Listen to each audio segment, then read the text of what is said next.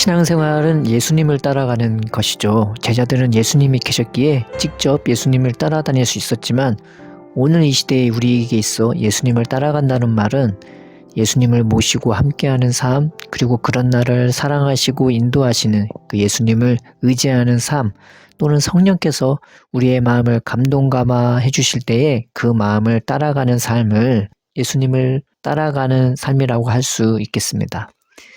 그런데 예수님을 따라간다는 말은 내가 온전해야만 된다는 것을 말하는 것은 아닙니다. 그 말은 내가 부족해도 예수님을 따라가야 한다는 것이죠. 예수님을 따라간다는 것은 예수님이 나를 온전케 해주실 것을 믿고 따라가는 것입니다.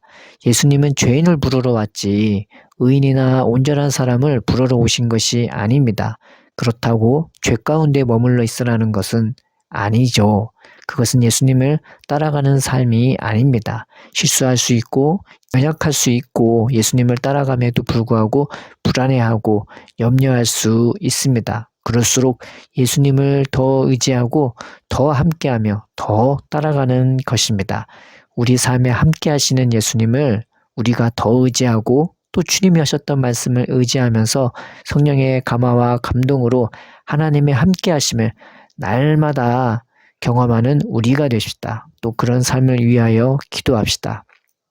오늘 본문에는 예수님이 제자들과 함께 배를 타고 이제 갈릴리 바다 건너편에 건너가시는데 갑자기 광풍이 몰아닥친 거죠. 우리 연약함은 이런 광풍 가운데 더 잘 드러나지 않습니까? 그래서 오늘 이 말씀을 통해서 우리가 여러 가지를 살펴보고자 합니다. 먼저 살펴볼 것은 간혹 우리는 삶의 여러 가지 환경 속에서 어려움이나 괴로움이 있을 때 우리와 함께 계시는 예수님을 망각하곤 합니다. 그런데 보통 어떤 경우에 예수님을 찾냐면 죽겠다 싶을 때 그때 예수님을 찾습니다. 급할 때 찾습니다. 그것도 참된 것을 위해 찾기보다는 지금 당장 내 눈앞의 현실, 세상적인 것, 환경적인 것, 자연적인 것 때문에 찾는 경우가 많습니다. 물론 찾아야죠. 당연히 안 찾는 것보다는 낫습니다. 그런데 이것을 보고 우리가 예수님을 따라가야 함에 있어서 교훈을 얻었으면 좋겠습니다.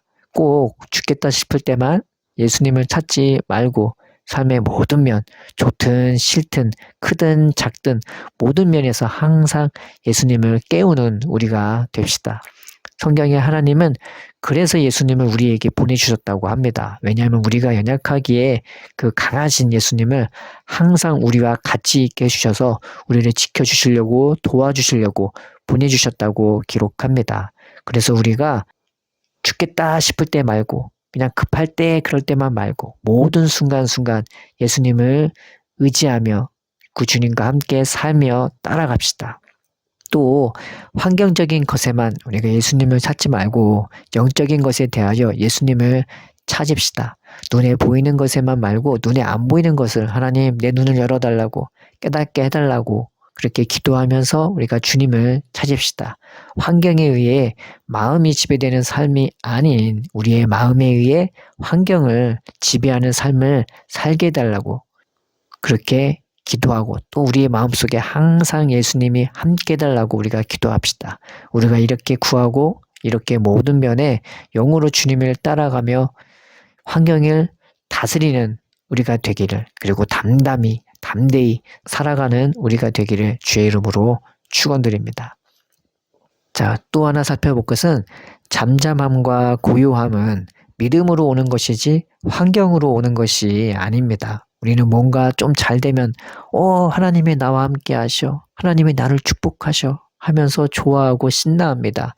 기뻐하고 감사하고 찬양합니다. 돈을 좀 벌거나 사람들이 나에게 좀 모이거나 누군가 나를 칭찬해주고 인정해주면 자신에 대한 가치평가를 그것으로 하는 경우가 종종 있습니다.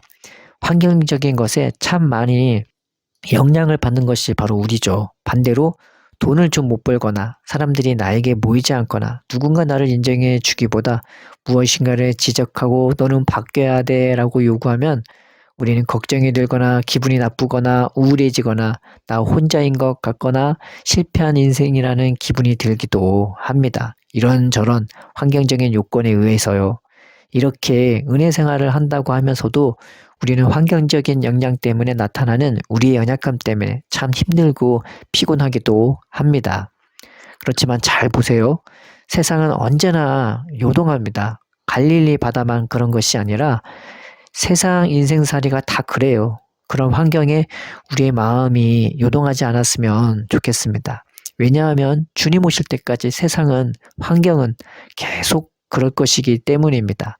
정치, 경제, 문화, 외교, 사회 모든 면에서 세상은 갈수록 더 복잡하고 갈수록 싸움이 많아질 것입니다. 오히려 그것에 비해 바다의 광풍은 정말이지 애교 수준, 가벼운 수준일 것입니다. 세상은 정말이지 변덕스럽기 그지없습니다. 그렇지만 예수님은 변함이 없이 우리를 사랑하시고 아끼시지 않겠습니까?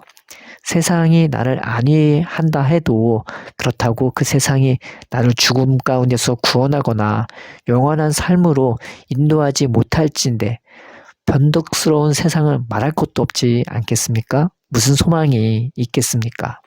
우리가 주님을 의지합시다. 우리가 믿는 것은 예수님입니다. 내 연약함에도 불구하고 이미 주님이 우리의 인생배 가운데 타고 있음을 믿읍시다. 그리고 급할 때뿐만 아니라 평상시에도 이제는 죽음에서 부활하셔서 영원히 깨어 계시는, 주무시지 않는 그 예수님을 우리가 바라봅시다. 왜냐하면 주님이 먼저 나를 보고 계시고 나를 살피시고 있고 나를 이 인생살이 배보다 훨씬 큰 품으로, 나를 이 세상살이 배보다 훨씬 큰 품으로 나를 품고 계시기 때문입니다. 고요함과 잠잠함은 바로 나와 함께 하시는 이 예수님으로부터 오는 것입니다. 우리의 믿음은 이것입니다. 내 인생배의 참된 선장은 광풍보다 훨씬 크신 우리 주 예수님이라는 것입니다. 이 예수님으로부터 우리의 마음과 삶에 잠잠함과 고요함이 임하기를 축원드립니다. 주님이 함께 하셔도 환경적인 어려움은 있을 수 있다는 사실을 우리가 또한 배웁시다. 예수님을 따라갔던 제자들은 좋은 일만 있었던 것이 아닙니다. 사랑도 있고 용서도 있고 치유도 있고 잔치도 있고 군중도 모이고 예수님의 하나님과의 은밀한 교제도 목격했지만 예수님을 따라갔던 제자들은 살해 위협도 받았고요. 자신의 연약함이나 무지가 드러나기도 했으며 너무 사역이 바빠서 굶기도 많이 했습니다. 오죽하면 그들이 뭔가를 먹을 때는 먹기를 탐하는 자라는 소리를 들었겠습니까? 주님과 함께함에도 환경적인 어려움이 왔다면 우리는 나의 어려움에 주님이 함께한다는 인식이 아닌 환경의 변덕 가운데를 지나가시는 그 주님의 어려움에 내가 함께하라는 인식을 가져보기도 합시다. 나의 삶의 주관자가 예수님이시라면 그 예수님이 당하시는 삶에 내가 함께하고 있음을 알고 먼저 감사하면서 환경과 사람의 힘듦 때문에 나타나는 두려움을 버리고 예수님을 바라봅시다. 예수님은 자신을 따르는 자들은 결코 버리지 아니하시고 항상 지키시고 보호해 주셨습니다. 늘 내 삶의 주관자가 예수님인 것을, 늘 내 삶의 주인이 내가 아닌 예수님인 것을 믿으며 그 주님을 시인하며 선포하며 기도합시다. 함께 하시고 지키시고 보호하시면서 앞서가시는 예수님을 따라감에도 환경의 어려움이 온다면 우리는 이제 두려움과 조급함이 아닌 주님이 이것을 뭐라고 말씀하실까 기대하는 그 설레임과 기쁨과 담대함과 확신을 가지고 예수님께 나아갑시다. 환경의 어려움을 잠재우실 수도 있고 주님을 의지하는 우리의 믿음을 더 굳건하게 하시려 환경 바라보지 말고 나만 바라보라 하실 수 있죠. 그러나 이것이나 저것이나 우리에게 주시는 고요함과 잠잠함은 오직 오늘도 나를 붙드시고 내게 친히 말씀해 주시는 우리 주 예수님으로부터 나오는 것입니다. 예수님을 따라가도 환경이 어려워질 수가 있고 예수님을 따라가도 사람이 나를 힘들게 할 수 있다는 사실을 잊지 말고 그런 어려움이 나타날 때 우리가 당황하지 맙시다. 여러분의 인생 가운데서 그 당황함의 횟수가 가면 갈수록 줄어들고 오히려 주님의 그 잠잠함과 고요함으로 채워지기를 축원드립니다.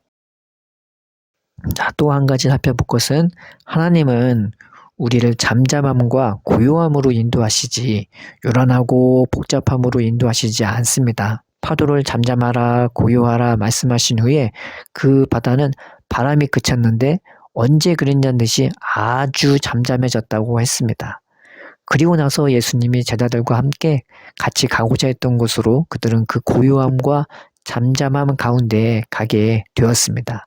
예수님이 주시는 잠잠함과 고요함은 세상에서 누릴 수 있는 것과는 완전히 달라서요. 그 고요함과 잠잠함은 아주 고요하고 잔잔한 것입니다. 시간이 멈춘 것 같고 모든 소리도 멈춘 것 같고 모든 활동이 멈춘 것 같은 세상에서 누릴 수 없는 고요함과 잠잠함입니다.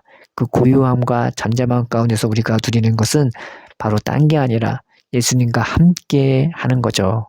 그것보다 더 큰 기쁨도, 그것보다 더 큰 즐거움도, 그것보다 더 큰 평안도 없습니다.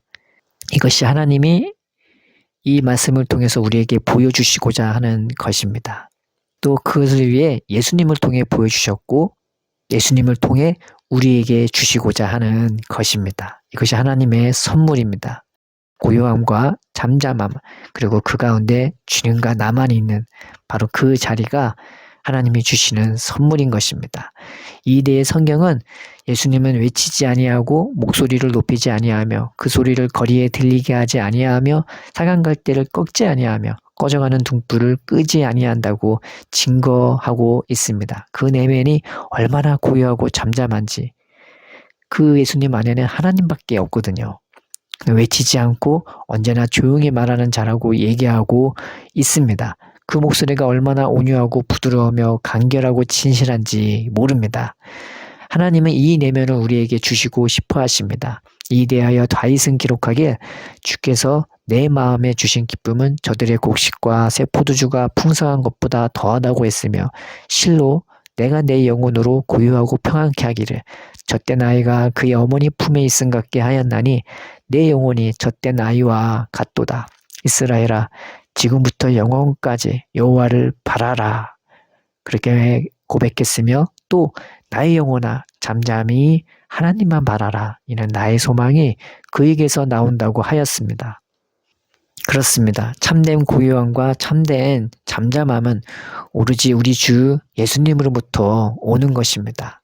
그 은혜가 임할 때 우리에게는 하나님과 우리만 있게 될 것입니다. 오늘 이 말씀을 들으면서 딱 두 가지만 기억합시다. 예수님이 우리와 함께 하십니다. 그러니 우리도 언제나 예수님과 함께 합시다.